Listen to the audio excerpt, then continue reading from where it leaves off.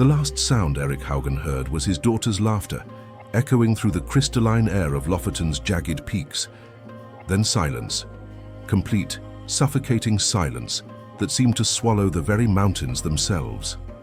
A single red mitten lay abandoned on the snow, its bright color a stark wound against the pristine white landscape that stretched endlessly toward the Norwegian sea. The wind had stopped. Even the ravens had gone quiet. In that moment, the ancient peaks of the Lofoten Islands seemed to lean inward, as if conspiring to keep their secrets buried beneath layers of ice and time accumulated over centuries. The family's footprints led directly toward the mountain face, clear, purposeful steps in the fresh powder, and then simply vanished as if the earth had opened and swallowed them whole. No struggle marks, no signs of avalanche, just emptiness where a Norwegian family should have continued their Easter journey. The sound of melting ice dripped somewhere in the distance, each drop counting down to a mystery that would haunt an entire nation. But what really happened in the vast and merciless Nordic landscapes remains a secret that even the most experienced Scandinavian search and rescue systems, with all their technology and dedication, were unable to uncover, and which to this day haunts the eternal silence of these lands. Erik Haugen was the embodiment of Norwegian mountain culture, a weathered mountaineer whose calloused hands told stories of countless ascents through the dramatic peaks of northern Norway. At 42, his beard carried streaks of premature silver earned from decades breathing Arctic air, and his ice-blue eyes held the quiet confidence of a man who understood the language of stone and snow. His wife Astrid, a ceramic artist whose work captured the raw beauty of Lofoten's seascapes, shared his passion for the wilderness that had shaped their ancestors for over 1,000 years. Together, they had introduced their two children, Maja and Olaf, to the sacred relationship between Norwegians and their natural world, a bond deeper than mere recreation, something woven into the very DNA of Nordic identity. The family lived in the small fishing village of Nusfjord, where traditional red rorbua cabins dot the shoreline like drops of blood against the Arctic landscape, their pointed roofs designed to shed the weight of centuries of snow. Erik worked as a certified mountain guide,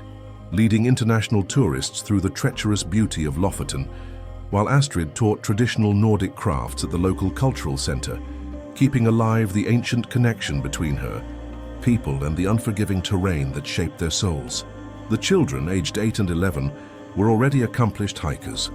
raised with the deep Norwegian understanding that nature demands respect, preparation, and humility above all else. Their plan for the Easter holiday was beautifully simple: a 3-day family hiking trip to Kvalvika Beach, following paths their Viking ancestors had walked for generations, carrying traditional Norwegian provisions and camping gear tested by countless Arctic expeditions. The weather forecast showed perfect conditions: clear skies, moderate temperatures hovering around freezing, and the kind of crisp Arctic air that makes every breath feel like liquid crystal flowing through your lungs. Erik had checked every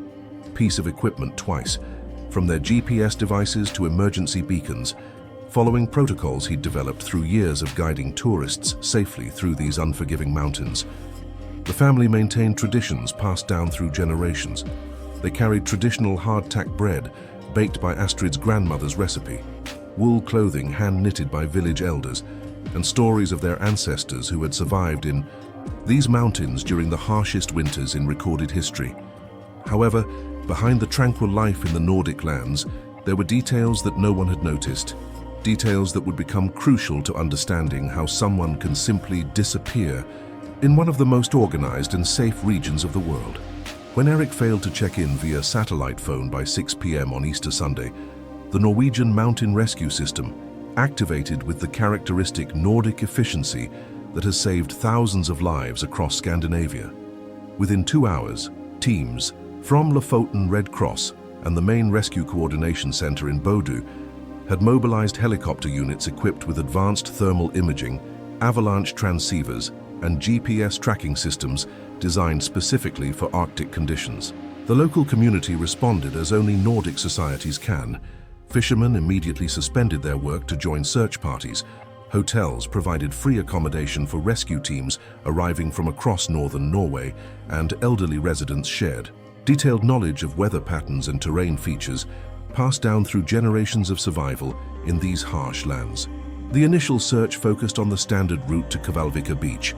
a challenging but well-traveled path that winds through dramatic mountain passes, along precipitous cliff edges, and across glacier-carved valleys that have remained unchanged since the last ice age.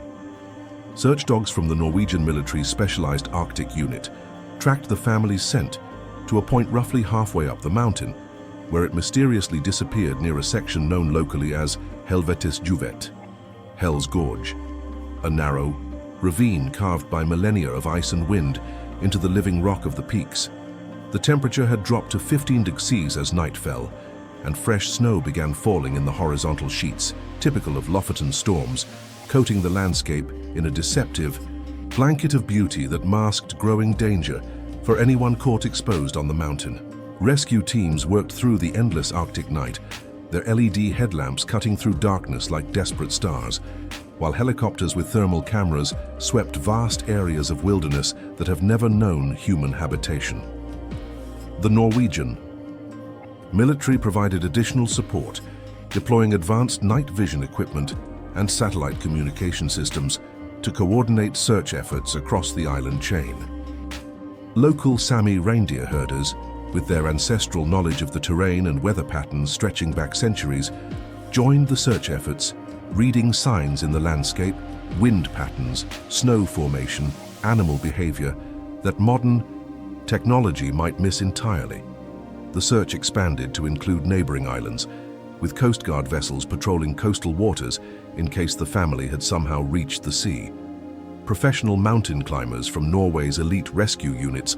rappelled into crevasses and explored ice caves that ordinary search teams couldn't access. The community of Nusfjord transformed into a command center, with the local school serving as a coordination hub where volunteers organized supplies, communicated with families of rescue workers, and maintained detailed maps marking every area that had been searched. If you're interested in mysteries of disappearances in Nordic landscapes, leave a like to help us continue bringing these unique stories from Scandinavia. Because what we discovered about the first hours of the search would reveal how even the most efficient systems can fail against the vastness of Nordic terrain. As the investigation intensified over the following weeks, the unique geography of Lofoten revealed itself as both breathtaking beauty and implacable adversary. These islands, thrust from the Norwegian Sea like the spine of some ancient dragon slumbering beneath the Arctic waters, create their own weather systems, generating sudden storms that can trap even experienced hikers with decades of mountain experience. The search expanded to include comprehensive geological surveys of the area, as investigators gradually realized that the family's disappearance had coincided with a period of unusual seismic activity, small tremors registering 2.1 to 2.8 on the Richter scale that could destabilize snow formations or even cause rock slides in the notoriously unstable scree slopes of the region. Norwegian geologists from the University of Tromsø examined historical seismic data dating back to the 1950s, discovering that the Helvetes Juvet area had experienced several unexplained incidents over the past century, earning it a reputation among locals as a place where the mountains claimed their own, according to traditional folklore, passed down through fishing families.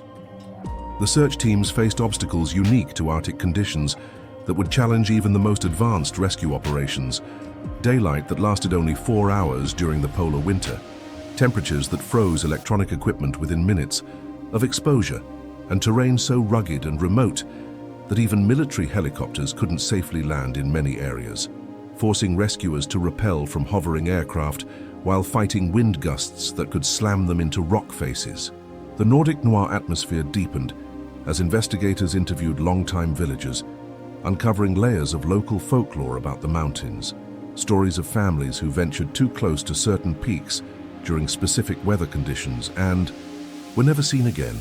Tales passed down through generations of fishermen who claimed the mountains had moods and temperaments like living beings. The isolation became palpable and oppressive. Rescue teams would work for hours without seeing another human being, surrounded only by the crushing silence of ancient stone and ice, where the only sounds were wind through rock formations and the distant crack of shifting glaciers that seemed to echo with voices from centuries past. Detailed weather analysis showed that a sudden fog bank had rolled in from the Norwegian Sea on the afternoon of the family's disappearance, reducing visibility to mere meters in a phenomenon known locally as fjellsøk, mountain sickness, which can disorient even experienced hikers, causing them to lose established trails and wander into dangerous terrain where rescue becomes nearly impossible.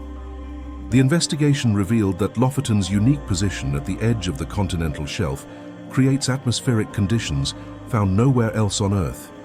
Temperature inversions that can cause sound to travel in impossible directions, magnetic anomalies that interfere with compass readings,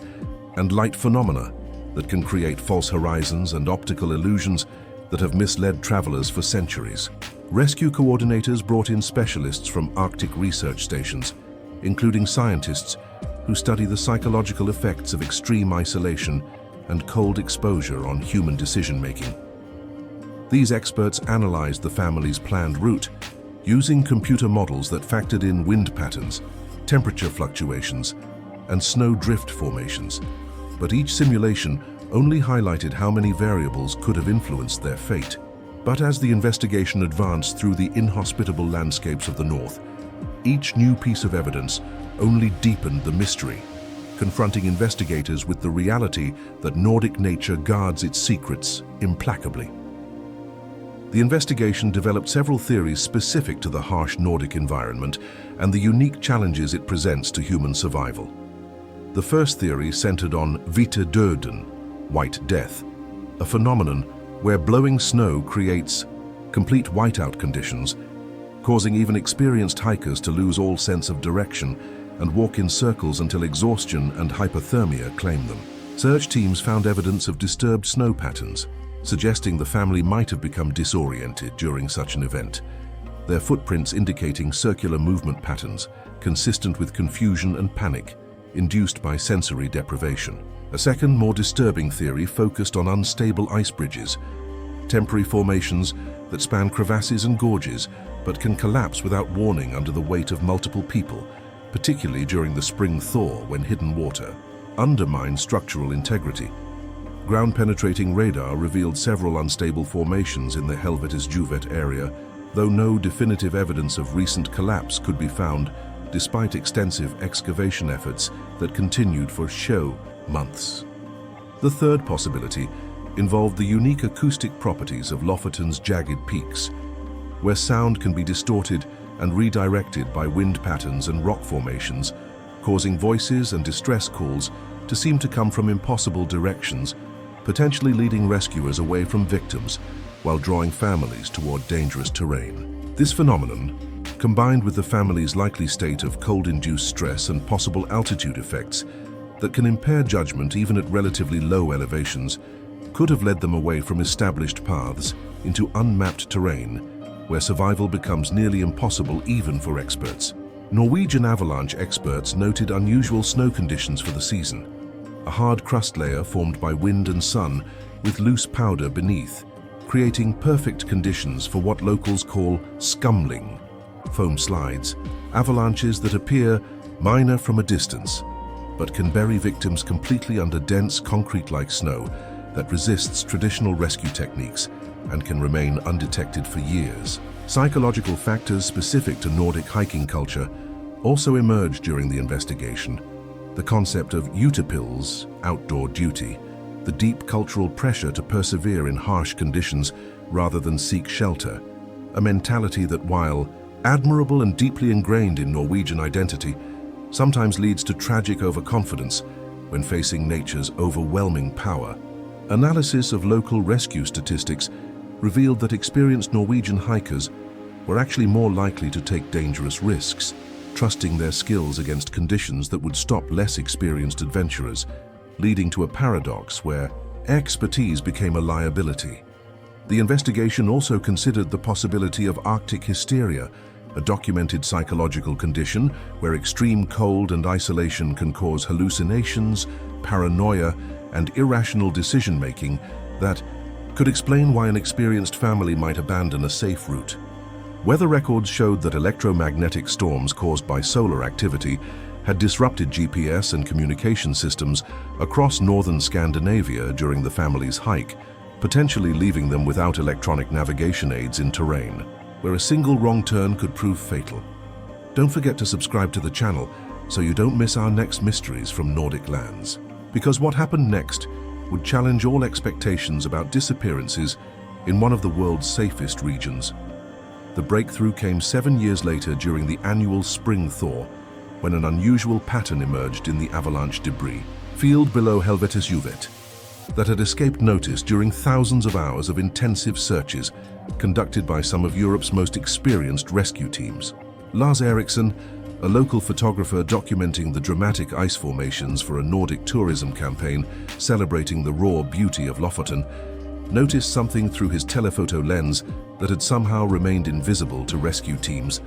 geometric shapes emerging from melting snow that didn't match the chaotic randomness of natural formations created by avalanches and weathering. His high-resolution drone footage, captured during the perfect lighting conditions of the midnight sun,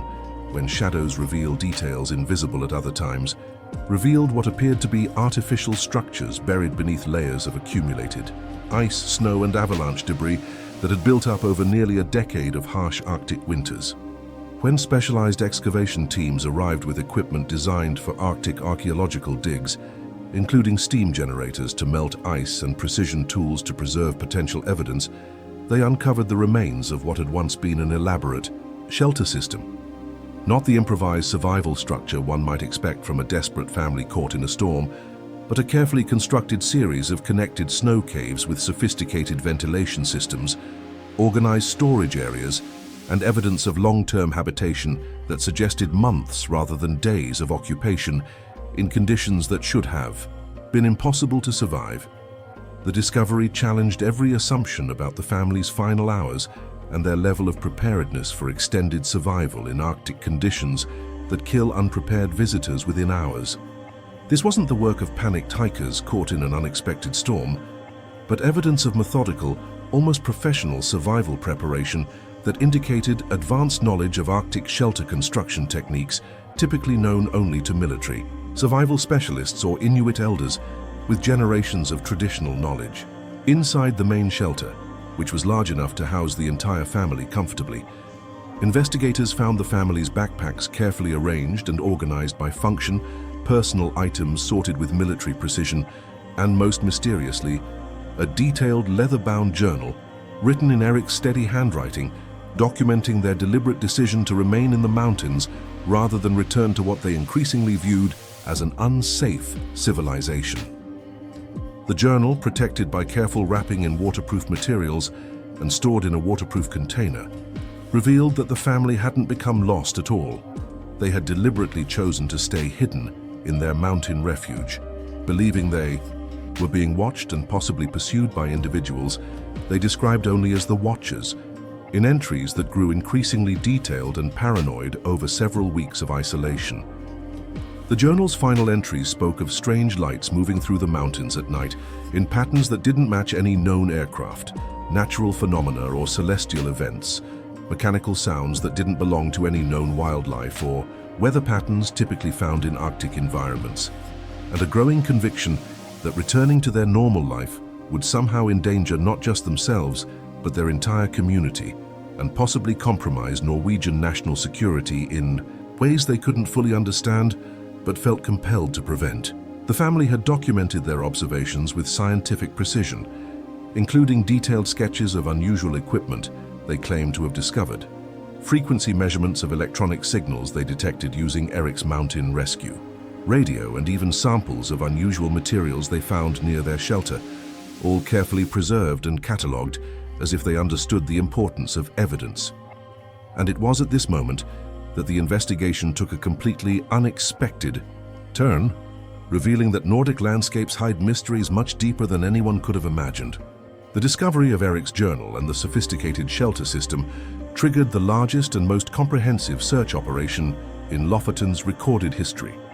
involving resources that exceeded even major disaster responses and drew international Attention from rescue organizations across the Arctic regions. Norwegian authorities deployed advanced geological survey equipment, typically reserved for major mining operations and scientific expeditions,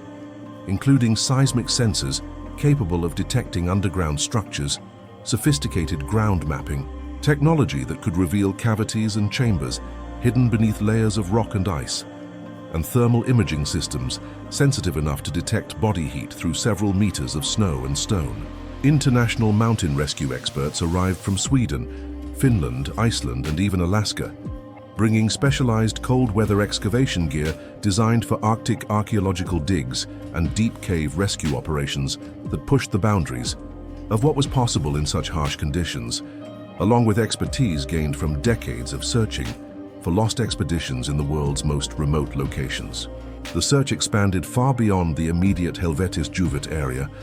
with teams systematically investigating every cave, crevasse, hidden valley, and potential shelter site within a 50-kilometer radius, using techniques borrowed from military reconnaissance, scientific exploration, and traditional indigenous tracking methods that have been used in Arctic regions for thousands of years. Military aircraft equipped with advanced ground-penetrating radar, thermal imaging systems, and electromagnetic detection equipment swept the mountains in precise grid patterns, searching for any signs of additional shelters, hidden structures, electronic equipment, or the family themselves, while Norwegian Navy vessels patrolled the coastal waters and fjords in case the family had somehow reached the sea and constructed marine shelters. The international media attention brought both valuable assistance and unwanted complications. Experienced Nordic survivalists and mountain rescue volunteers from across Scandinavia offered their time and expertise, contributing local knowledge and specialized skills that proved invaluable. But amateur treasure hunters, conspiracy theorists, and curiosity seekers also descended on the area, disrupting official search efforts, contaminating potential evidence sites, and creating dangerous conditions that required additional rescue resources. Local Sami elders, initially hesitant to share traditional knowledge with outsiders due to centuries of cultural marginalization, finally revealed that the area around Helvetesjuvet had long been considered sacred in their oral traditions, a place where the boundary between the physical and spiritual worlds grew thin, and where their ancestors had reported strange phenomena, mysterious lights, and unexplained disappearances for centuries before Norwegian settlement and the establishment of modern rescue services. Their stories, initially dismissed by investigators as irrelevant folklore or superstition, began to seem increasingly relevant as the search team struggled to explain the sophisticated construction of the family's shelter, their apparent decision to remain hidden despite having the skills and equipment to return safely to civilization, and the growing evidence that they had discovered something in the mountains that they felt was too dangerous to reveal. The journal's repeated references to watchers and sophisticated surveillance led to careful examination of Norwegian military records, revealing that the area had occasionally been used for classified Nordic defense exercises and international training operations, though military officials insisted that no operations had been active during the period of the family's disappearance and denied any knowledge of permanent installations in the region. Share this video with someone fascinated by Nordic mysteries. They'll be impressed by this twist and by what's about to be revealed about the secrets that the northern lands keep. The final and most shocking revelation came when excavation teams, working systematically deeper into the avalanche debris using specialized equipment borrowed from Arctic research stations and mining operations, uncovered not just the family's single shelter, but an entire network of connected underground chambers carved directly into the living rock of the mountain itself, with precision that suggested advanced engineering knowledge and construction. Techniques far beyond what a family could accomplish with portable camping equipment. These weren't recent constructions hastily built by a desperate family seeking shelter from a storm. Geological dating using radiometric analysis and core sampling revealed that some sections were decades old, possibly dating back to the Cold War era, with evidence of continuous maintenance, expansion, and technological upgrades over many years by multiple groups of occupants. The family hadn't built their shelter at all. They had discovered and carefully modified an existing underground complex that had been hidden beneath the snow and ice for generations, camouflaged so effectively that it had escaped detection by sophisticated military surveillance systems, civilian aerial photography, and even the detailed geological surveys conducted during the search operation. In the deepest chamber,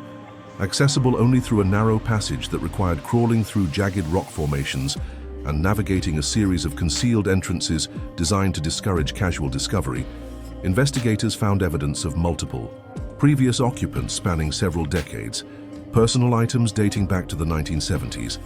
including Soviet-era equipment, NATO identification tags, specialized communication devices, and most disturbing of all, what appeared to be detailed observation logs written in multiple languages documenting unusual military activities, atmospheric research projects, weather modification experiments, and surveillance operations throughout the surrounding valleys and coastal areas. The truth that emerged from this underground labyrinth was more complex and politically sensitive than anyone had imagined. Eric's family had stumbled upon what appeared to be a long-term international monitoring station, possibly related to Cold War-era surveillance operations that had been officially abandoned but never fully decommissioned, continuing to function autonomously with sophisticated equipment powered by geothermal energy sources deep within the mountain and maintained by rotating teams of operators from multiple nations. The Watchers mentioned repeatedly in Eric's journal weren't supernatural entities or figments of stress-induced paranoia, but very human operators of sophisticated observation equipment that had been recording and analyzing military activities, atmospheric conditions, electromagnetic phenomena, and civilian movements throughout northern Norway for decades without official government knowledge or public awareness. Analysis of the journal's increasingly detailed entries revealed Eric's growing understanding that their accidental discovery had placed his family in an impossible and potentially dangerous situation. They couldn't return to their normal life without exposing classified information that could compromise ongoing intelligence operations and international agreements. Yet they couldn't remain indefinitely in the mountains with two young children whose health, education, and psychological well-being required civilization and social contact. The psychological pressure of this realization became evident in the journal's final entries, which documented Eric's internal struggle between his duty as a Norwegian citizen to report what he had found, his responsibility as a father to protect his children from possible retaliation or government interference, and his growing understanding that some secrets are too dangerous for ordinary families to possess or reveal. The equipment they had discovered included advanced monitoring systems, satellite communication arrays, and data collection devices that suggested the facility was part of a larger network conducting surveillance operations across the Arctic. Regions possibly related to climate research, military intelligence, or international treaty monitoring that required absolute secrecy to maintain diplomatic relationships between Nordic countries and their allies. The last entry, dated exactly 3 weeks after their official disappearance, and written in a hand that showed increasing stress and deteriorating physical conditions, simply read, "Vi må gøre det som rigtigt for Norge, selvom det betyder, at vi aldrig kan komme hjem. Barna fortjener en fremtid uden frygt. We must do what is right for Norway, even if it means we can never come home. The children deserve a future without fear." But even with all the advanced technology and comprehensive Nordic search systems, questions remained unanswered that would echo forever through the vast Scandinavian landscapes. The discovery of the underground complex and its far-reaching implications transformed the small community of Nusfjord forever, shattering fundamental assumptions about the nature of their relationship with both their government and the landscape that had defined their identity for generations. The revelation that their familiar mountains had harbored state secrets and international surveillance operations for decades undermined the Nordic ideal of transparency and democratic openness that had defined their society and their trust in institutions for countless generations of fishermen and their families. Families who had lived in the shadow of these peaks for centuries, whose ancestors had fished these waters and hiked these trails since Viking times, suddenly questioned what else might be hidden beneath the landscapes they thought they knew intimately. What other secrets might be buried under the ice? What other watchers might be observing their daily lives? The official investigation concluded with carefully worded government statements about historical monitoring activities no longer relevant to current national security interests, but long-time residents understood the deeper implications. Their mountains had been watching them while they believed they were alone with nature, living their simple lives in one of the world's most remote and peaceful regions. The Haugen family had become unwilling guardians of secrets too sensitive for public knowledge. Their voluntary disappearance, a sacrifice absorbed into the eternal silence of the Nordic peaks, honored by a community that understood the impossible choice they had faced between family safety and national security. Memorial services held according to traditional Norwegian customs, simple, dignified ceremonies focused on the family's deep connection to the land they had loved more than their own safety, couldn't entirely mask the community's growing unease about the true nature of their relationship with the wilderness that had always defined their cultural identity and their understanding of their place in the world. Children who had once played freely in the mountains, following traditions passed down through countless generations of Nordic families, now stayed closer to home under parents' watchful eyes, and the ancient Norwegian tradition of solo hiking began to fade as families insisted on staying together on the trails, unwilling to risk discovering secrets too dangerous to know. The tourism industry, so vital to Lofoten's economy and cultural preservation, struggled with the implications of the discovery. How do you market the pristine beauty and peaceful solitude of Arctic landscapes when locals whisper about watchers in the peaks and hidden chambers beneath the ice, when the very remoteness that attracts visitors might conceal activities that governments prefer to keep secret? The Nordic noir melancholy that had always characterized life in these isolated communities, born from long winters and the constant presence of overwhelming natural forces, deepened into something more complex, a recognition that even in the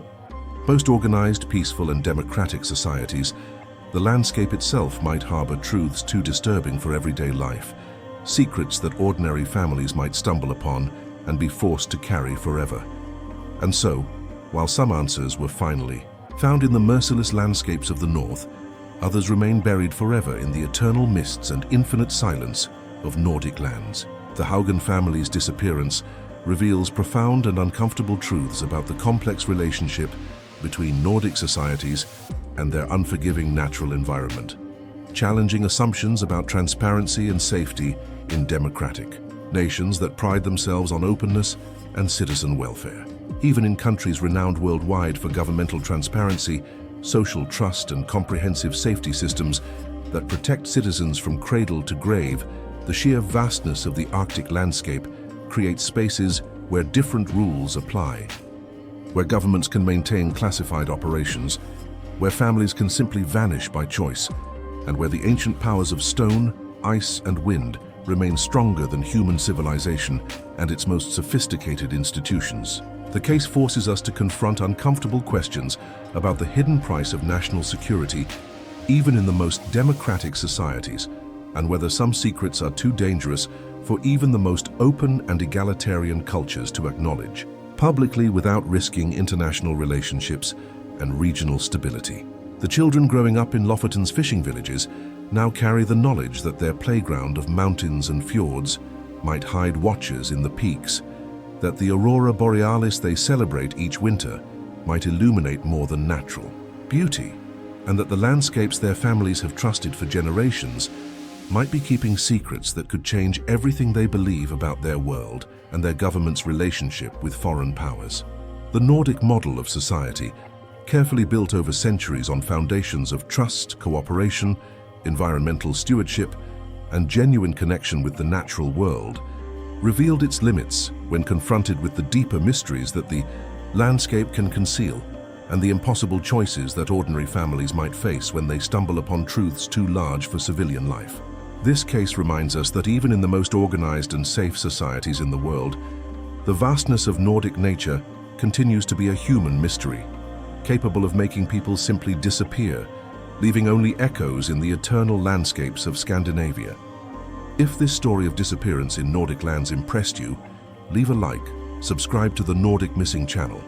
share with those interested in Scandinavian mysteries, and activate the bell for our next cases. In the comments, tell us your theory about this disappearance. We love your perspectives. And remember, in the vast Nordic landscapes, there are always more mysteries waiting in the eternal mists of the north, until the next mystery from Scandinavian lands.